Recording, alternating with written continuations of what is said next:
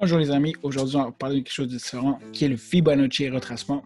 Je vais vraiment partir de la théorie et de la pratique, mais avant de commencer, je me nomme Sergio Guerrero de Forex Vision Academy et je suis ici pour vous aider à pouvoir apprendre du Forex et de vous améliorer avec les bons outils. Alors avant ça, on va à l'intro.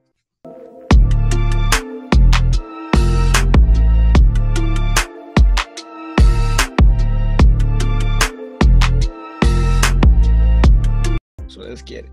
Enfin, pour commencer, on va cliquer sur le Fibonacci. Fibonacci, je ne me trompe pas. Moi, c'est parce qu'ils sont déjà programmés. C'est ici. Ici, après, le troisième onglet ici. Moi, j'utilise deux. Le Fibonacci retracement et le Trend Based Fibs Extension, qu'on appelle Fibonacci Extension. Je vais faire une autre vidéo du Fib Extension parce que c'est vraiment deux façons de les utiliser. Mais soyez à l'affût qu'il y aura une deuxième vidéo pour le Fib Extension qui est finalement utilisé plus pour les Take Profit. Mais le Fibonacci retracement, j'utilise aussi pour les Take Profit et pour les retracements. Fait on va commencer. Je vais juste vous donner avant tout ça. Non, 1, 2. Ok, voici mes numéros des Fibonacci, excusez-moi. Voici les chiffres que j'utilise pour mes Fibonacci. Fait que si vous voulez prendre une photo ou quoi que ce soit, prenez-les. Ils sont là. Je vais juste les recommencer parce que je pense que j'ai peut-être ça fait exprès.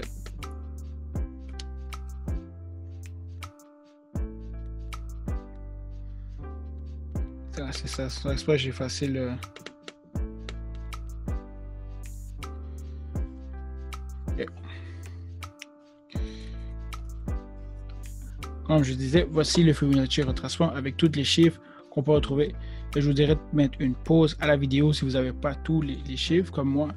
Et après ça, on peut continuer avec les vidéos. Enfin, voici tous les chiffres que j'utilise pour les Fibonacci retracement. C'est pas moi que j'utilise, c'est ceux qu'on utilise tout le monde en général. C'est pas inventé. Je fais juste suivre ce qui est déjà fait. Alors, comme je dis, mettre une pause pour les prendre en note. Ok. Là, je vois plus mon 100. Ah, ici c'était 0, je m'excuse. C'est voilà. Bon, enfin. Comment est-ce que ça marche, le Fibonacci retracement? On va dire que le marché est en train de faire un uptrend. On va mettre ça en bleu, en vert. Le marché, il fait ça, il fait ça, il fait ça, il fait ça. Puis à ce moment-là, après ça, vous voyez qu'ici, il y a réellement continuer à descendre, continuer à descendre, continuer à descendre. Fait qu'il y a exemple là ou là. Pourquoi est-ce que je me focalise sur ces deux-là? C'est que le Fibonacci retracement, il y a deux fibs qui sont plus utilisés. C'est le 38.20 et le 61.20. Au final, qu'est-ce que c'est un Fibonacci retracement? Un Fibonacci retracement, c'est lorsque le marché va faire un retracement. C'est logique. Si je peux utiliser un autre mot pour le retracement, vous êtes en train de courir. Vous êtes en train de courir. Oups. Désolé. Vous êtes en train de courir et le marché. C'est ça, vous êtes en train de courir ici. Vous avez beaucoup d'énergie. À un moment donné, vous reprenez votre souffle. Enfin, vous vous arrêtez. Vous reprenez votre souffle. Puis après ça, par la suite, vous avez encore d'énergie et vous recommencez à courir. Qu'est-ce qui se passe réellement ici si on va plus psychologiquement dans la tête des traders? Ce qui arrive ici, c'est qu'à ce moment-là, les traders, il y a une grosse impulsion des gens qui vont faire un buy. Fait que le marché va monter. Et à peu près à ce moment-là ici, on peut voir que le marché beaucoup de gens commencent à fermer leurs transactions et sortir du marché parce qu'ils veulent justement prendre leur argent. Ce qui fait justement qu'il va y avoir une descente et c'est ce qui fait que le marché tombe. Jusqu'à un moment donné, les gens se disent, bon, je pense que maintenant c'est une bonne opportunité pour entrer et une masse de gens qui repartent pour faire un buy et ce qui fait remonter le marché. C'est juste ça pour elle. C'est tellement logique pour elle, mais il faut quand même le comprendre. Tout. Alors, comme je disais tantôt, il y a deux fibs qui sont toujours les plus touchés, c'est les 38.20 et les 61.23. Mais, il y a toujours un mais. Si le marché, par exemple, décide de s'arrêter au 23.60, ça veut dire que c'est exactement ce scénario-là. Ce que ça veut dire au final, lorsque le marché touche le 23.60 et continue à monter, ça veut dire que le marché n'a pas terminé son impulsion et il y a toujours une grande poussée. Ce qui veut dire, c'est comme si je vous disais que vous êtes en train de courir, vous arrêtez à 23,60. Vous n'êtes pas essoufflé, vous avez juste repris votre souffle et vous avez continué à sprinter. C'est-à-dire que vous avez encore une bonne impulsion pour que le marché continue à monter avant d'avoir un retracement. Si le marché touche le 23,60, c'est ça que ça veut dire, c'est que le marché est encore dans un bon, il est encore très très fort dans sa montée, il ne va pas s'arrêter tout de suite. Lorsque le marché justement tombe à 38,20 ou à 61,80, mais là c'est logique, le marché va prendre un peu plus de temps avant de remonter. Est-ce que le marché peut toucher 50%? Est-ce que le marché peut toucher 70%? Oui. Est-ce que le marché peut toucher jusqu'à même 100%? Oui. Tant aussi longtemps que le marché n'a pas passé le 100 et remonte comme ça, le marché n'a jamais brisé la structure. Ce qui veut dire que en général, la structure, c'est lorsque le marché est higher high, higher low. Si vous ne savez pas c'est quoi higher high, higher low, je pense que j'ai fait une vidéo pas loin de celle-là, que je vais peut-être mettre ici en haut encore une fois. Je vais refaire cette vidéo-là, mais j'ai quand même une bonne base de ce que je veux dire par là. Fait que si le marché a touché le higher high et est allé faire le higher low et n'a pas brisé justement la structure, c'est juste que le marché a testé et remonté. Fait ici, c'est juste tester le marché et remonter. Faites attention lorsque vous voyez ça. Des fois, nous, on peut penser que le marché est en train de faire un downtrend et c'est fini. Tant si longtemps que le marché n'a pas brisé la structure, c'est toujours un uptrend. Toujours. Alors, c'est la même chose comme je dis ici. Alors, quand je vous dis, est-ce que le marché peut aller 70, 78, puis toutes ces affaires-là? Oui. Alors ça, comment utiliser respectivement de la bonne manière le FIBS? Comme à quel moment je peux savoir que je peux faire un buy, un sell, whatever. Comme je disais, c'est toujours très simple, mais il faut juste savoir parce que vous pouvez vous dire à ce moment-là, ok, on dirait que le marché est en train de... Je vais vous montrer un exemple de choses qui peut arriver. Vous dites, oh, on dirait que le marché, il va remonter. Vous voyez qu'il fait ça comme ça, il tombe. Non, ça c'était juste une consolidation, c'était juste un petit hésitation, mais le marché a décidé de continuer à tomber. Ce que vous pouvez faire, vous en soi, pour être sûr d'avoir une bonne entry et ne pas risquer, c'est que le marché, exemple, va tester le 61,80. Vous marquez dans vos notes où le marché est en train peut-être de rejeter le 61,80. Vous voyez que le marché brise la ligne 50%. Vous dites, ok, je vais attendre de voir si le marché pourrait faire deux choses. Soit repartir en bas, et finalement, j'ai bien fait de pas mettre un sell, ou le marché pourrait tester ici et par la suite monter. Fait vous, comme personne, si vous voulez justement sécuriser votre trade, ça a été à ce moment-là où j'ai mis la ligne que ça a été l'idéal de faire un trade. Pourquoi est-ce que je dis ça? Parce que si vous rentrez ici en mettant un buy, vous risquez que le marché puisse toujours tomber. Et sinon, le nombre de fois que ça m'est arrivé que je faisais toujours un buy dans le pic et chaque fois le marché continue à tomber jusqu'à aller jusqu'à 100, finalement à monter. Fait que vous perdez de l'argent. Votre but à vous, c'est de perdre. Vous allez perdre de l'argent, ça je vous garantis. Mais le but, c'est que vous fassiez plus de gains que de pertes.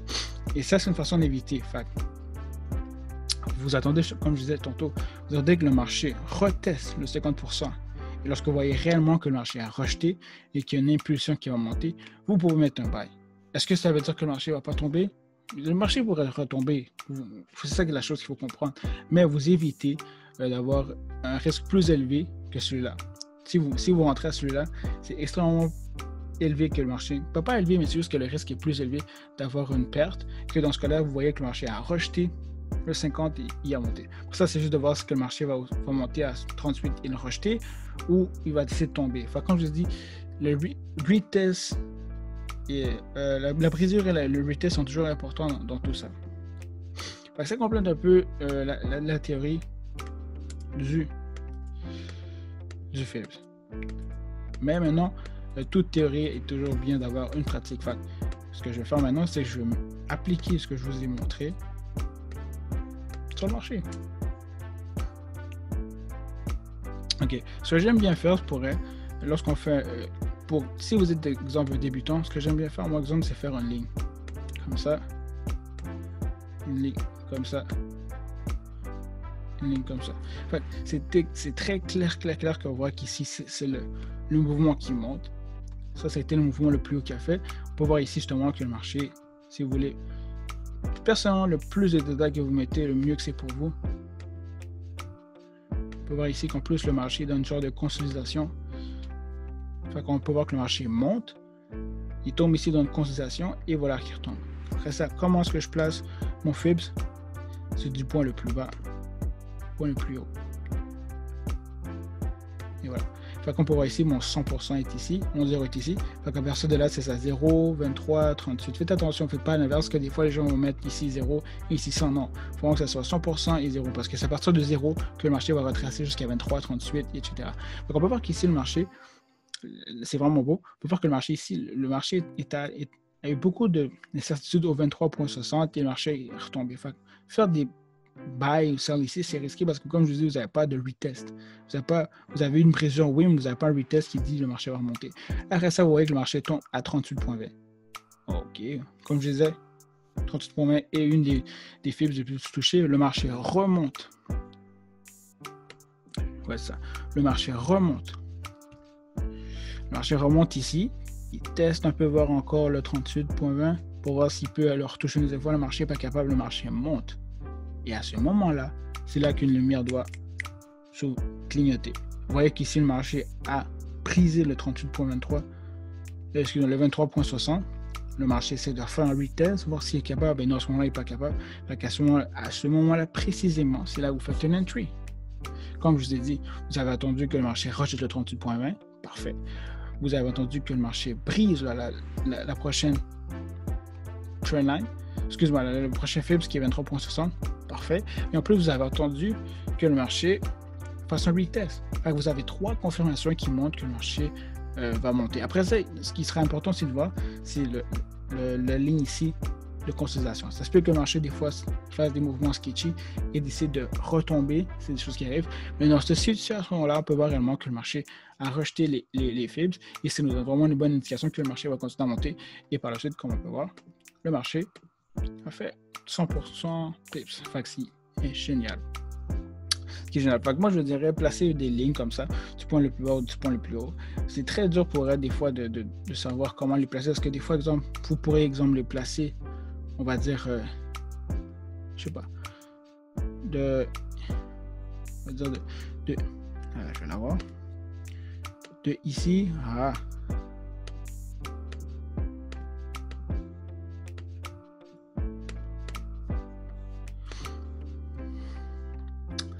c'est la chose que j'aime pas, TradingView, il y a tellement de publicité pour rien. 2 petites secondes de maintenance, une petite seconde. Ok, fait qu'on peut. Bon, vous allez me dire, pourquoi tu l'as pas mis ici? Je vais le mettre à peu près ici. Pourquoi tu n'as pas mis ici à la place? Comme ça. Je vais enlever l'autre là, je pense que c'est lui. Non, je me suis trompé. Pourquoi est-ce que je l'ai... Bon, je vais juste le changer à la place, c'est aussi simple que ça. Vous allez me dire, pourquoi est-ce que tu ne l'as pas mis ici à la place? Pourquoi tu t'es vraiment fié à celui-là? Parce qu'il faut comprendre que le Fibonacci, c'est la difficulté avec les Fibs retracement. Il faut vraiment mettre du point le plus bas au point le plus haut. Si vous mettez au milieu, ça va être un peu incohérent dans votre Fib. Je ne dis pas que c'est pas bon que ça soit 50 puis ici c'est 38, mais comme je vous dis, la règle dit que justement c'est du point le plus bas, le point le plus haut. Est-ce que je peux mettre un Fibs, exemple de là à ici? Vous pouvez aussi mettre des Fibs dans 30 minutes, dans 5 minutes, puis tout. Mais vous devez juste avoir en tête que celui qui vous importe le plus, on va dire c'est celui qui est dans 1 heure et celui qui va vous aider. Exemple, je pourrais mettre exemple ici un Fibs de là à là, puis là, je vais mettre ça comme ça. Puis on peut voir ici que le marché a tombé à 50, il a retesté jusqu'à 38 et remonté. Fait que ça ne dérange pas pour elle. Si pour vous, ça peut vous aider, tant mieux. Moi, je le fais des fois je ne le fais pas. Mais comme je dis, du point le plus haut, du point le plus bas, c'est la bonne chose à faire. Donc là, on va essayer de s'en trouver un autre, mais dans le sens inverse. Donc on pourrait dire, exemple, ici. Du point le plus haut, point le plus bas. Boum.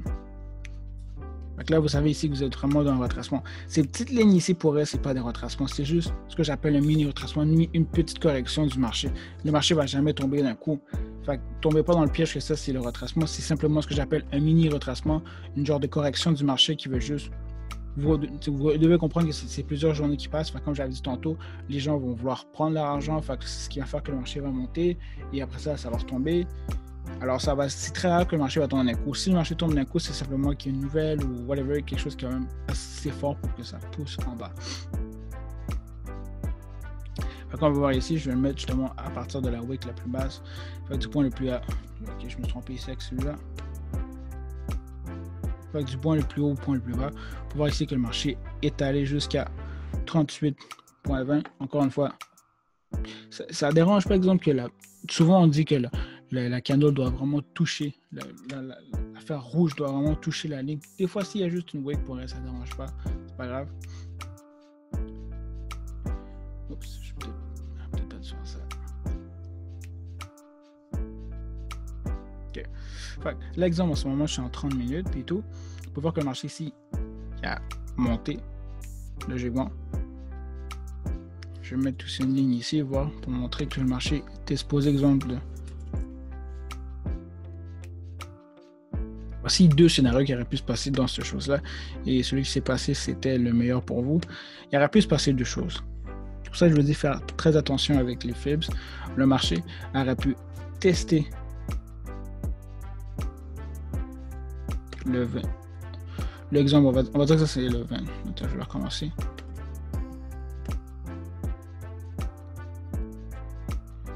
Le marché aurait pu tester. Voilà, une troisième fois. Le marché aurait pu tester le 23 et repartir vers le haut. Ça aurait été deux scénarios qui auraient pu se poser. C'est pour ça que je vous dis que c'est toujours important d'attendre que le marché fasse un retest, une brisure et descendre. Comme on peut voir ici, le marché finalement n'a pas fait le scénario qu'on pensait qu'il allait faire, mais il y aurait pu. C'est pour ça que je vous dis, mettez pas un sell tout de suite parce que vous allez peut-être tomber dans le piège. Le marché ici est tombé et a brisé le 23,60. Oh, ok, parfait. Première indication, première confirmation. Cling, cling, ça doit déjà commencer à sonner. Vous voyez que le marché essaie de monter. Après ça, il y a plusieurs 30 minutes qui sont faites. Non, ça marche. Après ça, on voit ici qu'il y a un petit verre qui s'est fait, mais finalement, le marché l'a rejeté et boum, c'est parti en tombant. Fait que c'est comme ça qu'il faut vraiment penser avec le fib de retracement. Attendre justement la rejection, attendre justement la brisure et attendre le retest. Et suivez le mouvement. Essayez pas de prédire le mouvement. C'est la pire chose à faire. Suivez le mouvement, attendez les indications et lorsque vous voyez qu'il y a une brisure, un retest et tout, là vous mettez un sell ou un buy. Essayez pas de le faire avant parce que si, exemple, le marché avait décidé d'aller plus haut, ben vous auriez perdu. Vous auriez perdu la transaction et votre but, c'est d'éviter de perdre des transactions. Quand je vous dis, dans le forex, vous allez perdre, c'est certain, mais le but, c'est de perdre, on va dire, 2 fois et de gagner au moins 10 fois. Ou sinon, de perdre 2 fois et de gagner 5 fois. Fait que même si vous avez perdu 2 fois, il y en a quand même 5 qui ont été validés. Fait que ce qui arrive après ça, c'est qu'il en reste 3 qui sont bons parce qu'il y en a 2 qui ont été annulés et vous êtes toujours gagnant. C'est aussi simple que ça. Alors, ça, c'est la vidéo de Fibonacci retracement. Si jamais vous avez des questions, laissez-moi savoir.